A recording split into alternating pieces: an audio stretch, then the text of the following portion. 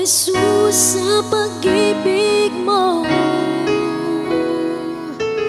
walang ibang nagmahal sa'kin ng katulad mo. Salamat, salamat, O Jesus, sa pag-ibig mo. Ako'y magsasaya sa piling mo.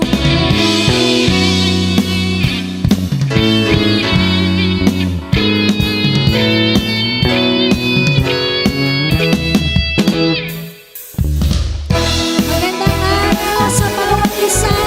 Sama-sama po natin awitan ng pasasalamat ang ating Diyos sa kanyang kabutihan.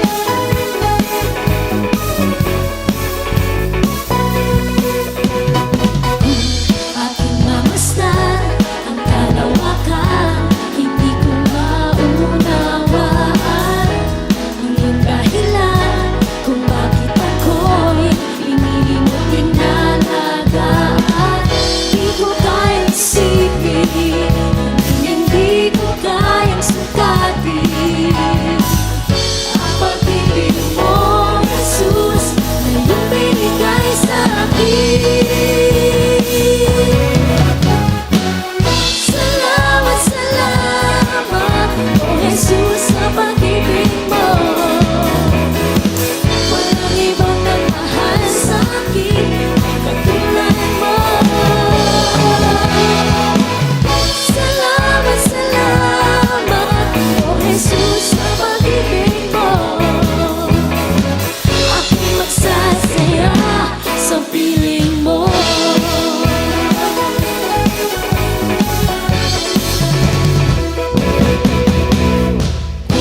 May pagsubok man o kagipitan, ako ay may lalapitan. Ikaw, Jesus, ang aking sandigan, hindi mo ko pababayaan. Di ko kayang isipin, hindi ko kayang sukatin ang pag-ibig mo, Jesus, na iyong binigay sa akin. Salamat, salamat, O Jesus, sa pag-ibig mo. Walang ibang nagmahal sa'kin katulad mo. Salamat, salamat, O Jesus, sa pag-ibig mo. Ako'y magsasaya sa piling mo. Ulitin natin ang ating pasasalamat. Salamat, salamat, O Jesus, sa pag-ibig mo. Walang ibang nagmahal sa'kin katulad mo. Salamat, salamat, O Jesus, sa pag-ibig mo. Ako'y magsasaya sa piling mo. Buhay ko nang purihin ka, buhay ko nang sa'yo'y sumamba. Wala nang ibang nanaisin pa, kundi pasalamatan ka. Buhay ko nang purihin ka, buhay ko nang sa'yo'y sumamba. Wala nang ibang nanaisin pa, kundi pasalamatan. Minsan pa uwitin natin, buhay ko na. Buhay ko nang purihin ka, buhay ko nang sa'yo'y sumamba. Wala nang ibang nanaisin pa, kundi pasalamatan.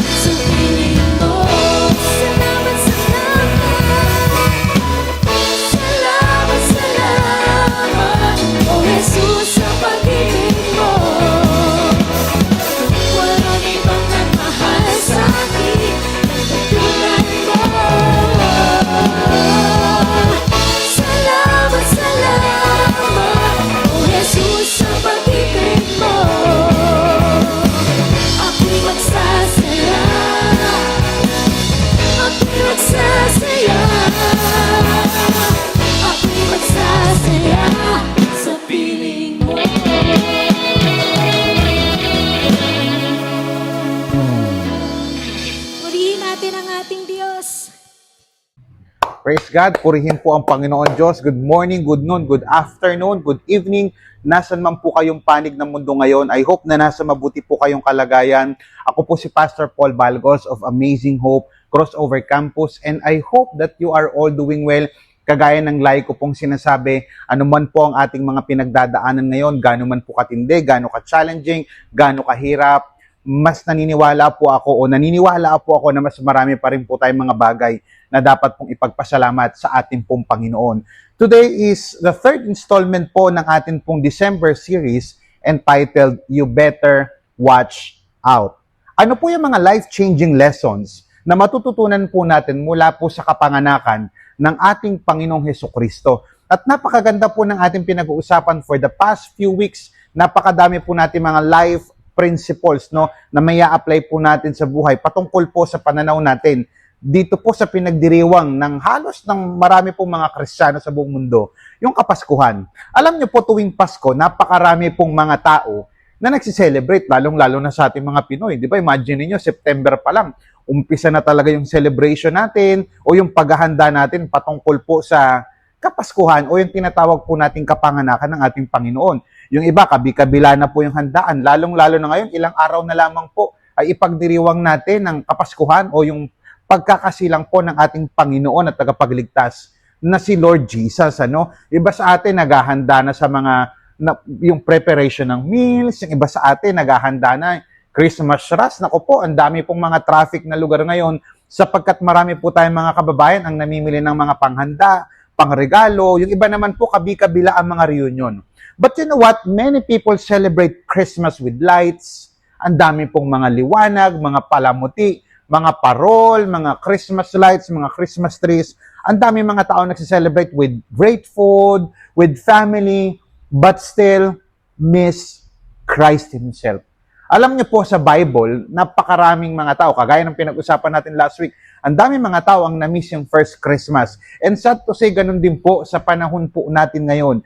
Now, sa Bible po, may mga taong ginamit ang ating Panginoon Diyos para turuan po tayo ng tamang response. Now, I want you to type that in the chat right now. I-type niyo po ang salitang response. Ulitin ko po, sa Bible, may mga tao pong ginamit ang ating Panginoon upang turuan po tayo kung paano po yung tamang response patungkol po sa kapanganakan ng ating Panginoong Hesukristo. Now, wala nang ibang patutunghayan tayo ngayon o tutunghayan, kundi po yung buhay po ng mga shepherds o yung mga pastol na kung saan ginamit ni Lord, pinakita po ito sa scripture, ano po yung response nila sa birth ni Jesus Christ. At maniwala po kayo, kung makikinig po kayo ngayon ng maigi at bubuksan niyo po ang inyong mga puso't isipan, and I pray, no, na magsilbing aral po itong ating pag-uusapan ngayon, kung saan matutunan po natin na magkaroon po tayo ng Christ-centered and life-changing Christmas. Ulitin ko po, Christ-centered and life-changing Christmas. Now, the million-dollar question na sasagutin po natin ngayon, paano ba natin dapat ipagdiwang ang Pasko nang si Kristo ang sentro? Meron po tatlong malinaw na response ang mga pastol o yung mga shepherds nung unang panahon na matututunan po natin sa umaga, tanghali, gabi. Depende. Anong oras po kayo nakakapanood sa ating pong online pananambahan? Now, I want you to open your Bibles. If you have your Bibles with you, sa Luke chapter 2, verses 8 through 20. Babasahin ko lamang po yung verses 8 hanggang 12 and then mamaya sa mga main points natin, doon natin hihimayin yung mga susunod po na mga verses. Ito pong Book of Luke ay sulat po ni Dr. Luke sa pong physician upang ipakita po yung kung paano nabuhay si Jesus Christ bilang isang servant, bilang isang Messiah, bilang isang, alam mo yun, bilang isang tao, at bilang isang Diyos na nagkatawang tao. Now, tingnan po natin itong Luke chapter 2, verses 8 onward. Sabi po ng verse 8, "And there were shepherds living out in the fields nearby." Meron daw po mga pastol, and sabi ng Bible, keeping watch over their flocks at night. Ibig sabihin, these shepherds were busy. Sabi po ng verse 9, "An angel of the Lord appeared to them, and the glory of the Lord shone around them, and they were terrified." Verse 10, "But the angel said to them, 'Do not be afraid. I bring you good news that will cause great joy for all the people.'" Sabi po ng verse 11, "Today in the town of David, a Savior has been born to you. He is the Messiah, the Lord. Sabi ng verse 12, this will be a sign to you. You will find a baby wrapped in clothes and lying in a manger. Purihin po ang Panginoon sa pagkakabasa ng kanyang banal at makapangyarihang salita. Now, ito pong kwento ng mga pastol, siyempre ang sentro ng pag-uusapan natin, si Jesus Christ, yung baby na isinilang, yung Savior, yung Messiah. Pero napakaganda po dahil kasama sa story ni Jesus Christ, yung pagkakasilang niya, ito pong mga pastol na ito sa Luke chapter 2, nagpapakita po ng tamang response sa unang Kapaskuhan. Mga kapatid, gusto ko po sabihin sa inyo na hindi po ito tungkol sa mga decoration. Patungkol po ito sa dedication. Hindi ito basta tradition lang o hindi ito tradition kundi transformation ng kanilang buhay at ng kanilang pananaw patungkol sa unang Pasko. Kaya po samahan niyo po ako sa umaga, tanghali, gabi, depende anong oras po kayo nakakapanood, sa ating pong message before Christmas entitled Merry Christmas. Christ-centered ways to celebrate Christmas. Ano nga po ba yung three powerful truths kung saan masiselebrate po natin ang isang Christ-centered way ngayon po ang Kapaskuhan na ito? Samahan niyo po ako sa verse 15. Tuloy na po natin yung mga verse. Sabi po ng verse 15, when the angels had left them, edi sinabi na nung angel, they were terrified, sabi ng scripture. Tapos umalis na po yung angel. Sabi, when the angels had left them and gone into heaven, bumalik na. The shepherds said to one another, let's go to Bethlehem and see these things that has happened, which the Lord has told us about. Sabi po ng verse 16, so they hurried off and found Mary and Joseph, and the baby who was lying in the manger. Kung ano yung specific na sinabi ng angel, yun yung kanilang natagpuan. When they had seen him, yan po yung sabi ng verse 17a. So verse 15 hanggang verse 17a, paano nga ba? Paano i-celebrate yung Kapaskuhang ito in a Christ-centered way? Unang-una sa lahat, encounter Jesus. Come on, I want you to type that in the chat, encounter Jesus. Now, napakaganda po nitong point na ito sapagkat ang mga pastol po, noong unang panahon, ito po ay mga ordinaryong tao. Kumbaga sa panahon natin ngayon, mga alam mo yon, mga hindi naman nandun sa alta sa syudad. Hindi po sila mayayaman. Ito mga pastol pong ito, ordinary people, mababa ang posisyon sa lipunan, hindi po sila mga religious elites, wala nga po silang title sa, alam mo yon, sa mataas na posisyon sa gobyerno o sa society, wala po silang ganon. Pero pakinggan niyo po ito maigi, sila po yung unang inimbitahan ng Diyos para makita ang tagapagligtas. Ano pwede po natin matutunan dito? Ano pwede natin matutunan dito? Hindi mo kinakailangan maging perfect para makatagpo si Jesus Christ.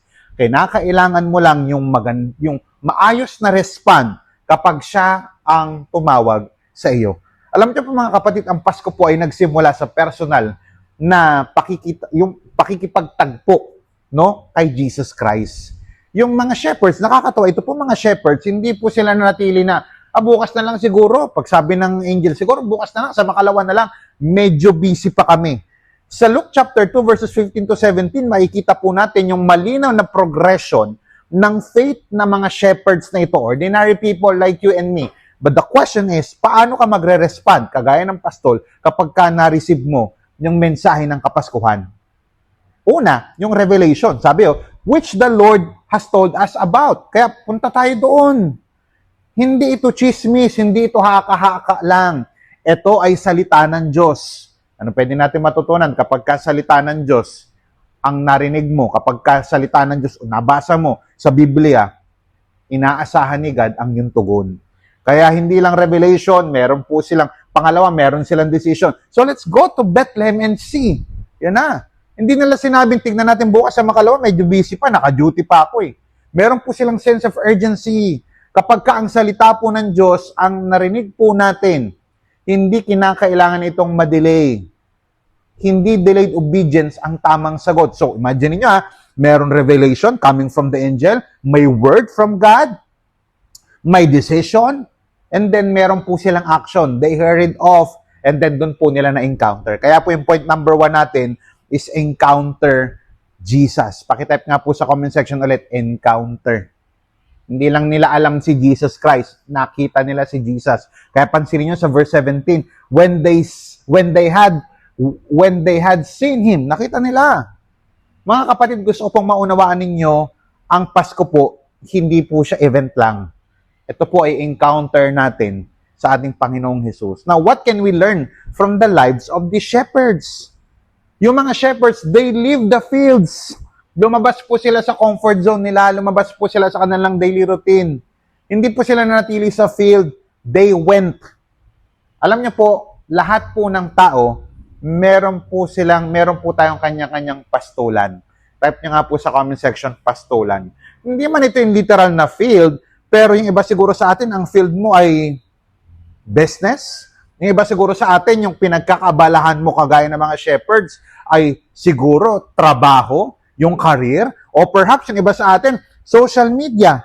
O yung iba naman siguro sa atin, yung ating mga pag-aaral, yung ating mga relationship. Lahat po tayo, meron tayong tinatawag, figuratively speaking, meron po tayong mga kanya-kanyang pastulan. Ngayon ang tanong, ano ang kinakailangan mong iwan, pansamantala, para ma-encounter si Jesus Christ?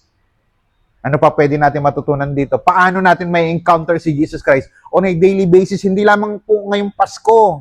We need to have intentional quiet time. This Christmas week. Ito pong Christmas week na ito, wag lang puro handaan, wag lang puro party. Try to evaluate your life. Kahit 5 to 20 minutes per day, na ikaw ay makakapanalangin, ikaw ay makakapagbasa ng salita ng Diyos, iwan mo muna yung cellphone mo, iwan mo muna yung pag-a-add to cart mo, iwan mo muna yung ibang mga dapat gawin, pumirmi ka muna sa presensya ng ating Panginoon. At ito pa nakakatuwa sa mga shepherds na ito. They hurried toward Jesus. Hindi ito ordinaryong galaw lang ng mga shepherd. Talagang, sige, puntaan natin. Sabi nga ng scripture, so they hurried off, nagmadali. Type nyo nga sa comment section, nagmadali. Hindi sila nagmadali sa handaan. Hindi sila nagmadali sa pagkain. Hindi sila nagmadali sa kung ano-ano. Nagmadali sila para puntahan si Kristo. Alam niya po, maraming mga Christian ngayon. Marami pong mga tao ngayon. Minsan, napakabilis. Saan, pastor? Ang bilis pumunta sa party. Hala, kainan? Aba, magdadala ako ng plastic. Ayan, bakit? Magsha-sharon connect ako, magbalutin mo, magaganyan tayo. Iba naman sa atin, ang bilis kapag ka merong discount sa travel and tours. Ang bilis natin gumastos, ang bilis natin mag-add to cart, ang bilis natin magalit, ang bilis natin sa kasiyahan ng mundong ito. Pero napakabagal po natin pagdating kay Kristo. Ang bagal natin pagdating sa panalangin. Nandun ba si Lord? Oo. Sa pagbabasa ng salitahan ng Diyos, ang bagal natin, pero ang bilis natin magbasa ng chismis o yung latest sa showbiz happening ngayon. You see, ang bilis natin pumunta sa mga party, pero ang bagal natin pagpunta sa simbahan. Kaya this Christmas, evaluate your life. If you want to have a meaningful Christmas, and if you want to encounter the Jesus of the Bible, unahin mo si Lord sa schedule mo. Bago ka, alam mo yun, bago kayong iba siguro sa atin, nagsisimbang gabi, iba naman siguro sa atin, kung saan-saan pumupunta. Lord, ang panalangin ko, Lord, mas matutunan ko na mas mapalapit sa iyo ngayong Kapaskuhan. Kaya napakaganda po ng puso nito mga shepherds na ito. Kapatid, this season, bago natin ayusin yung bahay natin, ayusin muna natin yung ating puso. Dahil ang Pasko ay hindi kumpleto kung walang personal na encounter kay Jesus Christ. Pwede po bang palakpakan natin si Lord? Ano yung Christ-centered ways to celebrate Christmas? Una, encounter Jesus. Kagaya ng mga shepherds, in-encounter nila si Jesus Christ. Iniwan nila yung mga ginagawa nila for the sake of Christ. Pangalawa, sabi ng verse 17, when they had seen Him, ito na, verse 17 hanggang 18, nung nakita na nila, ito na, they spread the word concerning what had been told them about this child. And all who heard it were amazed at what the shepherds said to them. Ano yung Christ-centered ways para ma-celebrate natin ang Christmas? Una, encounter Jesus. Pangalawa, share Jesus. Come on, type that in the chat. Type that in the chat, share Jesus. Napakaganda po nito. Pagkatapos nilang makita si Jesus Christ, hindi nila sinarili, okay, grabe no, grabe yung Jesus, yung baby, ang cute-cute. Hindi nila sinarili. And as a matter of fact, I want you to catch this. The shepherds became the first evangelist about Christmas, about this baby, about this king, about this Jesus. Mga kapatid, ano pwede natin matutunan dito? Ang encounter kay Kristo dapat humahantong sa announcement. Why? Kasi ang Pasko ay hindi lang celebration. Ito ay proclamation. Ulitin ko po, ang Pasko, hindi lang po ito celebration. Ito po ay proclamation. Why? Kasi we have seen, nabalitaan nila yung Jesus Christ na ito, yung Messiah. In Hebrew, in Greek is Christos. Ulitin ko po, ang Pasko po ay hindi po ito celebration lang. Hindi ko sinasabing huwag mag-celebrate. Ang Pasko po ay proclamation. Sino po dito nasubukan nyo na nakatikim na kayo sa isang masarap na restaurant? O hindi nyo pa natitikman, tapos may nagsabi, uy friend, bakit? Natikman mo na tong bagong trending na to. Di ba pinapakita natin, uy, mukhang masarap yan ha. Saan to? Bandang bla bla bla. Tapos itry mo ha. Tapos ito, natikman nyo na yung bago naming coffee, yung bago naming, alam mo yung bago naming kape. Tikman mo yan, itry mo. Ganyan tayo sa pagkain, ganyan tayo sa inumin. Pero ang tanong, ganyan din ba tayo kapag kay Jesus Christ na? You see? Ang dami natin napupuntahan, sinishare natin. Share natin to, ang saya nito, ang sarap dito, sa place na to. You see, kapag ka sa mga lugar, kapag ka sa mga pagkain at inumin, na-share natin. Pero ang tanong, when was the last time na share mo si Jesus Christ sa mga tao na nasa paligid mo? Alam mo kapatid, hindi mo kinakailangan maging pastor, hindi mo kinakailangan maging evangelist para mag-share patungkol kay Jesus Christ. Why? Kasi sa simpleng mga reunion ngayon, sa mga offices, sa mga party ninyo, sa kapitbahay, pwede kang maging living testimony. If you believe that you are a follower of Christ, if you believe that you've been saved by faith in Jesus Christ, by grace, through faith in Jesus Christ, if you believe that, you're living testimony. Totoo si Jesus Christ. Napakarami pong storya. Hindi ko mabilang sa mga kami at daliri ko. Ang nakita ko for the past 16 years ng pagsaserve ko sa ating Panginoon, I have seen many people encounter the love of Christ. And they were changed.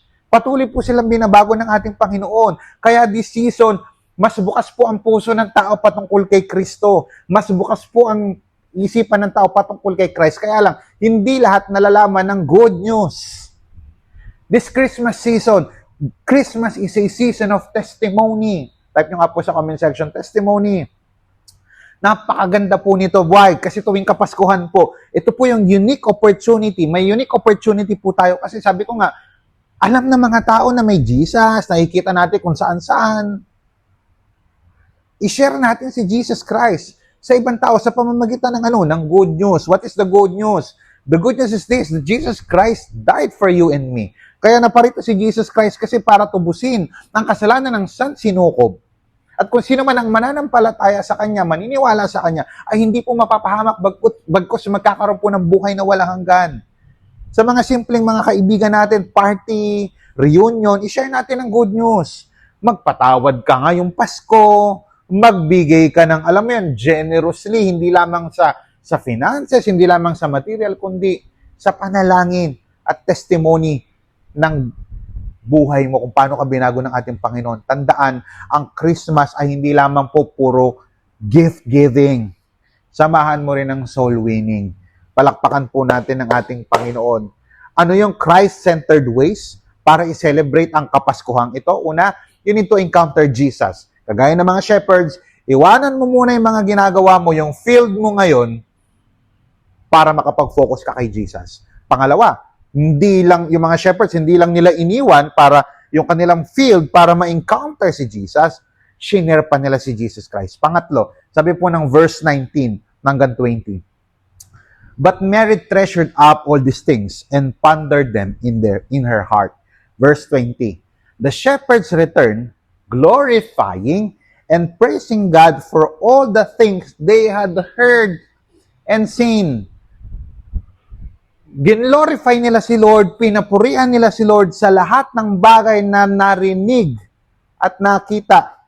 which were just as they had been told. Una, encounter Jesus. Pangalawa, share Jesus. Pangatlo, celebrate Jesus. Napakaganda po nito. May dalawa pong figure tayo makikita dito, yung shepherds at saka si Mary, yung nanay po ni Jesus Christ dito sa laman, no? Sabi po ng verse, but Mary treasured up all these things and pondered them in her heart. Sa verse 20 naman, yung mga shepherds naman, nagsiselebrate sila, ginaglorify nila si Lord. Si Maria, nagbulay-bulay po siya. Ang mga pastol naman po, nagpuri. Magkaiba man po sila ng paraan, pakinggan maigi, pero ang puso nila parehas pong nag-worship. Come on, type that in the chat. Worship. Ano pwede natin matutunan dito, Pastor? Ang tunay na celebration ay hindi lamang basta masaya. Kasi hindi po lahat ng nagsiselebrate ngayon na mukhang masaya. Nakakakita ka ngayon ng mga tao sa social media. Ang saya-saya nila, pero lasing. Ang saya-saya nila, pero wasak yung pamilya nila. Ang saya-saya nila, pero hindi pang makadiyos ang kaligayahan nila. Is that Christmas? Pakinggan niyo po itong maigi. Ang tunay na celebration ay hindi lamang po masaya. Ito po ay nakakaluwalhati para sa Diyos.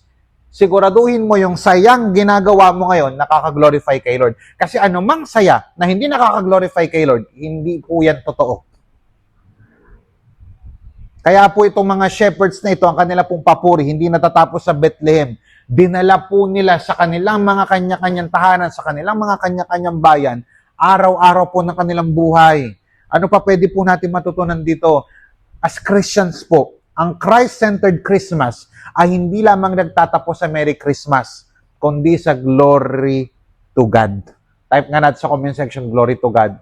Ngayong Pasko, siguraduhin niyo po na lahat ng inyong mga ginagawa nagdadala ng glory sa ating Panginoon. Kasi anumang saya, ulitin ko po, anumang saya na hindi nakakalugod sa Lord, hindi yan totoong kasiyahan. Kasi ang tunay na kasiyahan, ito yung kasiyahan na nagbibigay ng luwalhati, katuwiran, o nagbibigay po ng glory and praise sa ating pong Panginoon. Kaya po yung pag-glorify natin kay Lord, di ba, galing sila sa Bethlehem, dinala nila pabalik. Kasi hindi lamang po tayo sa church dapat nagbibigay ng glory kay Lord, yung kababait natin, at sa saya natin, sumasamba tayo. Wala pong masama doon, umawit, sumayaw, mag-party, mag-celebrate ng Christmas party sa church. Pero dapat dinadala rin natin yung naranasan natin, yung natutunan natin, yung nakita natin, hindi lamang sa church, pati sa bahay dapat dala-dala mo yan. Kaya kung tatay ka, dapat dala-dala mo yung pagiging Kristiyano sa bahay nyo. Kung ikaw naman ay estudyante, nag-church ka, dapat dala-dala mo yung pagiging Kristiyano sa loob ng tahanan nyo. Paano natin madadala yung ating mga magulang? Paano sila maniniwalang totoo ang Diyos kung wala tayong pagbabago sa ating mga tahanan? Sa trabaho, dito sa church, kung gaano ka na-bless, dapat naging pagpapala ka sa iyong trabaho. Dala-dala nila yon. Yung mga shepherds, dala-dala nila kahit nandun na sila, bumalik na sila sa kanila mga kanya-kanyang trabaho. Ganon din po tayo. Even sa ating community, para paniwalaan nila na merong Jesus. Pakinggan maigi, let your celebration this week point people to Jesus Christ.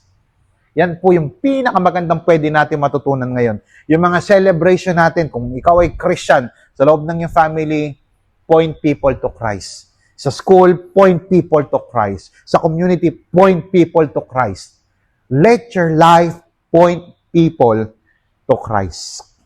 In conclusion, how should we celebrate Christmas? Pinakita po ng mga shepherds yung tatlong powerful ways, Christ-centered ways, para i-celebrate. If you're a Christian, you need to obey this principle. Encounter Jesus. Lumapit ka kay Jesus Christ. Hindi lamang ngayong Kapaskuhan ito. Yes, nakafocus kasi tayo sa Christmas, no, season. Pero hindi lamang ngayong Kapaskuhan na ito, kundi araw-araw ng iyong buhay. Seek Him personally. Because seeking Christ, hindi ito by group.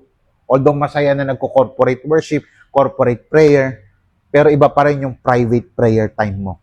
Iba pa rin yung personal devotional time mo with the Lord.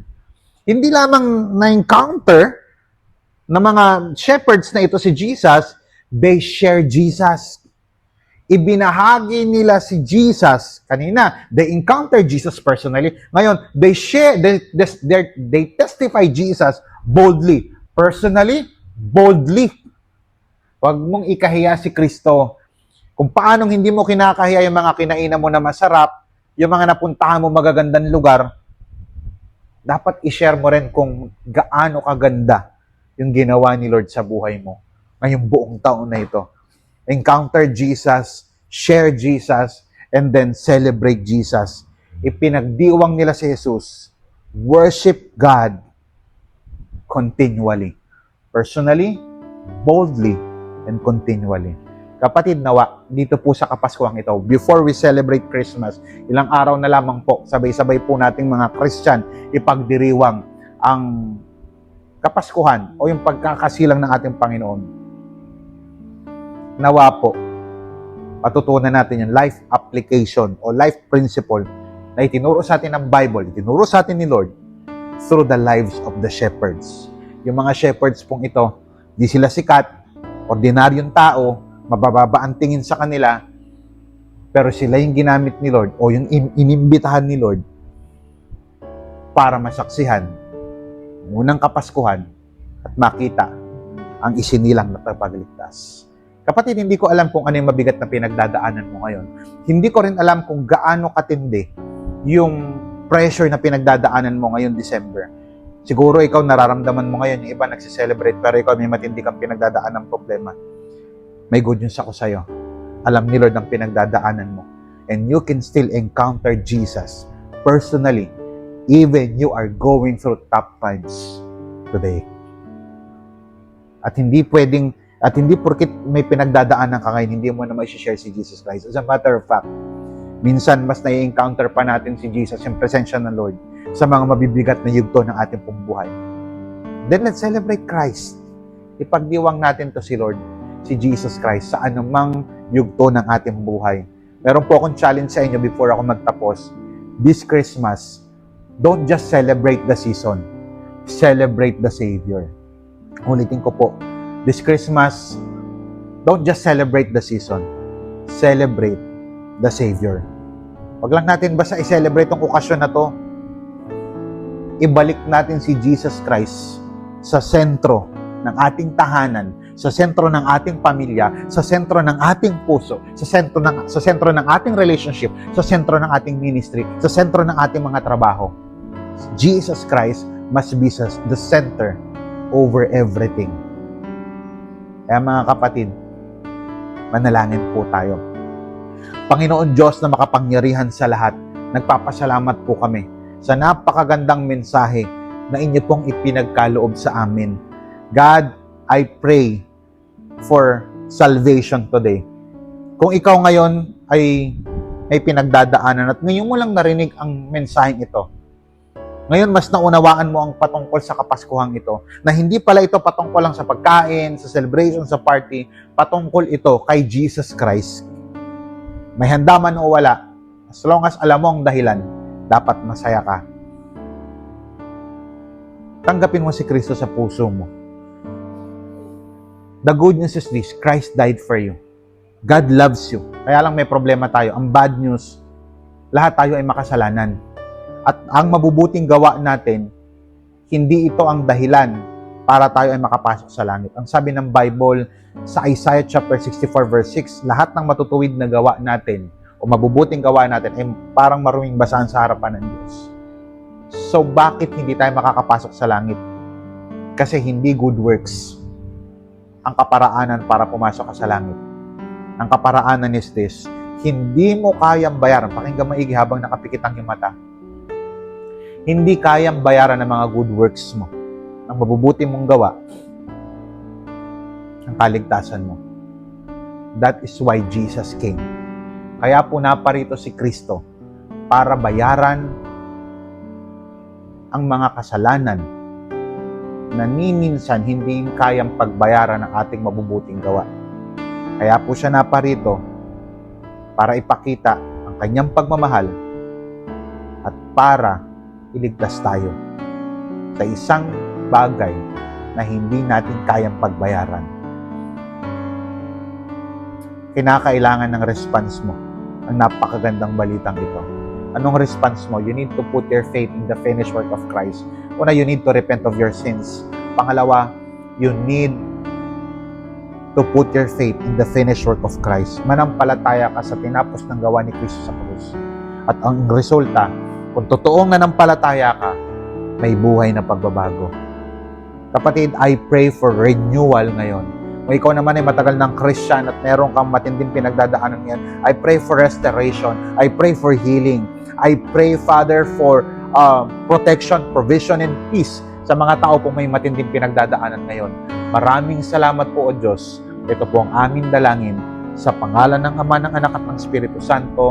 Ang lahat ng tao na nakakapakinig ngayon na pinagpala ng Diyos ay hindi lang magsabi, kundi mag-type ng Amen and Amen. Purihin po ang Panginoon Diyos. Pagpalain po kayo ng Panginoon, and I hope na pagpala po kayo ng mensaheng ito. This is Pastor Paul Balgos of Amazing of Crossover Campus na nagsasabing mahal ka ng Diyos. And next week, maganda po yung ating pong pag-uusapan. Sumubaybay po kayo sa ating pong year-end message para po sa 2025. Maraming salamat po. Pagpalain kayo ng ating Panginoon.